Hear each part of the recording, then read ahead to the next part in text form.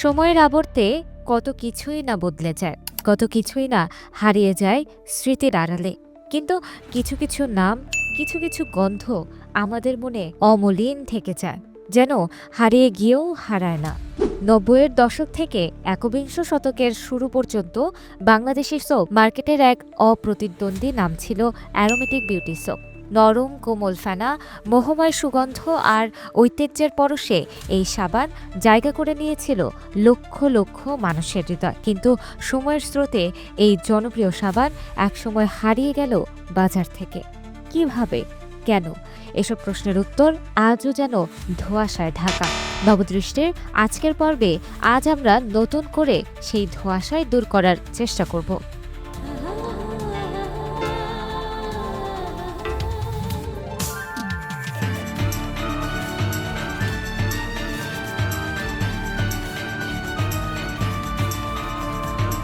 তুমুল জনপ্রিয় এই বিজ্ঞাপনের কথা নিশ্চয়ই মনে আছে। এই অ্যারোমেটিক সাবানের বিজ্ঞাপনে সেই সময় মডেলিং করেছিলেন জনপ্রিয় model Riya. Aromatic beauty soap, স্বপ্ন আসে সত্যি হয়ে। জনপ্রিয় বাংলাদেশি চলচ্চিত্র ও টেলিভিশন অভিনেত্রী রুমান্না খানও জনপ্রিয়তায় শীর্ষে এসেছিলেন এই অ্যারোমেটিক সাবানের বিজ্ঞাপনে মডেলিংয়ের মাধ্যমে। যমুনা গ্রুপ অব কোম্পানির একটি সিস্টার কোম্পানি ছিল অ্যারোমেটিক কসমেটিক্স লিমিটেড, আর তাদের অধীনে একটি জনপ্রিয় সাবানের ব্র্যান্ড ছিল অ্যারোমেটিক বিউটি সোপ।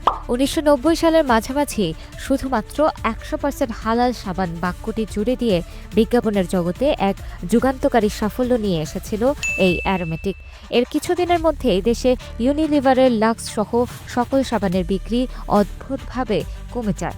সাবানের মার্কেট শেয়ারের অধিকাংশটাই দখল করে ফেলেছিল এই অ্যারোমেটিক হালাল সাবান।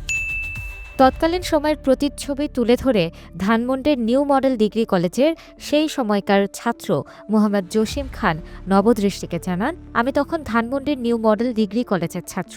একদিন কলেজ শেষে বাসায় যাওয়ার পথে মানিক মিয়া এভিনিউতে এই সাবানের একটা বিশাল বিলবোর্ড বিজ্ঞাপন দেখেছিলাম। আমার স্পষ্ট মনে আছে, সেখানে বড় বড় করে লেখা ছিল ১০০% হালাল সোপ। সেটাই ছিল আমার চাক্ষুষ দেখা এই প্রোডাক্টের প্রথম বিজ্ঞাপন। পরে তো টেলিভিশন, পত্রিকায়, রেডিওতে শুনেছিলাম অসংখ্যবার। অ্যারোমেটিক সাবানের উত্থানে বাংলাদেশের সোপ মার্কেটের শেয়ার বাজার থেকে ইউনিলিভারের শেয়ার প্রায় ধসে গিয়েছিল। শুধু তাই নয়, মার্কেট ডিজাস্টারের জন্য ইউনিলিভারের মিড থেকে টপ লেভেলের প্রায় অধিকাংশ কর্মকর্তার চাকরি চলে যায়। পরবর্তীতে ইউনিলিভার ভারত থেকে উচ্চ পর্যায়ের ম্যানেজমেন্ট কমিটি নিয়ে আসে পরিস্থিতি সামাল দেবার জন্য, তবে তারাও তাতে ব্যর্থ হয়। একটি মাত্র সিম্পল আইডিয়া যে কত মানুষের ভাগ্য বদলে দিতে পারে তা বুঝবার জন্য এই ঘটনাটি একটি পারফেক্ট উদাহরণ হতে পারে। এটার পেছনে ছিল যমুনা গ্রুপের তৎকালীন গ্রুপ মার্কেটিং ডিরেক্টর জনাব সৈয়দ আলমগীর। তিনি এক সাক্ষাৎকারে বলেছিলেন, এই স্লোগানটি প্রথম পেশ করতে গিয়ে আমার কোম্পানির ৯৫% কর্মকর্তাই আমার বিরোধিতা করেছিল, কিন্তু আমি হাল না ছেড়ে যমুনা গ্রুপের চেয়ারম্যান নুরুল ইসলাম বাবুল স্যারের কাছে পরামর্শ নিই এবং তিনি তখন আমাকে সাহস দিয়ে বলেছিলেন, do it, whatever you can. স্ত্রীর সাথে কথা বলতে গিয়ে সৈয়দ আলমগীরের মাথায় আসা এই একটি আইডিয়া তাকে বিশ্বের মার্কেটিং গুরু ফিলিপ কটলারের বইতেও পর্যন্ত স্থান করিয়ে দিয়েছে।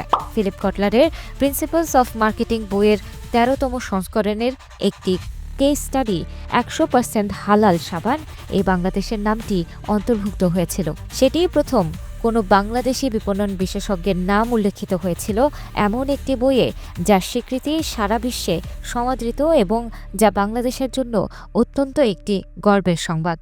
সব যখন ঠিকঠাক চলছিল, এর মাঝেই কিছু কোম্পানি মাথা চাড়া দিয়ে উঠেছিল, আর তখন যমুনা গ্রুপের মাথায় একটা ভূত চেপে বসে, যার প্রেক্ষিতে ২০০৫ সালে অ্যারোমেটিক কসমেটিক্সকে ভারতীয় কোম্পানি ম্যারিকো বাংলাদেশ লিমিটেডের হাতে তুলে দেয়। যমুনা ভেবেছিল তারা বাজারে প্যারাশুট, সাফুলা, লিভনের মতো জনপ্রিয় ব্র্যান্ডগুলো নিয়ে যেভাবে সুনাম অর্জন করেছিল, ঠিক একইভাবে অ্যারোমেটিকও বাংলাদেশ ও ভারতে যৌথভাবে কাজ করবে। ম্যারিকো ঘোষণাও করেছিল এই সাবানটি শুধু বাংলাদেশেই নয়, ভারতের মুসলমানদের মধ্যে ছড়িয়ে দেওয়া হবে। তবে যে উদ্দেশ্য নিয়ে এটি শুরু হয়েছিল তা সফল হয়নি। এদিকে অ্যারোমেটিক সাবান যখন বাংলাদেশের সোপ মার্কেটের বড় একটা শেয়ার হারিয়ে ফেলেছিল, তখন ইউনিলিভার তার পণ্য লাক্স সাবানের আগ্রাসী বিপণন শুরু করে। লাক্স তাদের প্রচারণা ও বিপণনে এতটাই সফল ছিল যে তারা বাজারে ফিরে আসতে সক্ষম হয়েছিল। যমুনা গ্রুপ পরবর্তীতে ম্যারিকো কোম্পানির কাছে সাবানটি বিক্রি করে দেয়। এর সাথে সাথেই হালাল সাবানের ধারণা সেখানেই শেষ হয়ে যায়। তবে এতে রাজনৈতিক এবং কর্পোরেট পলিটিক্সও কাজ করেছিল বলে এখনও অনেক বিশেষজ্ঞই মনে করেন। স্নিগ্ধা রহমান, দৈনিক নবদৃষ্টি, নিউজ ডেস্ক। দৈনিক নবদৃষ্টি, জাগো বাংলাদেশ নতুন রূপে।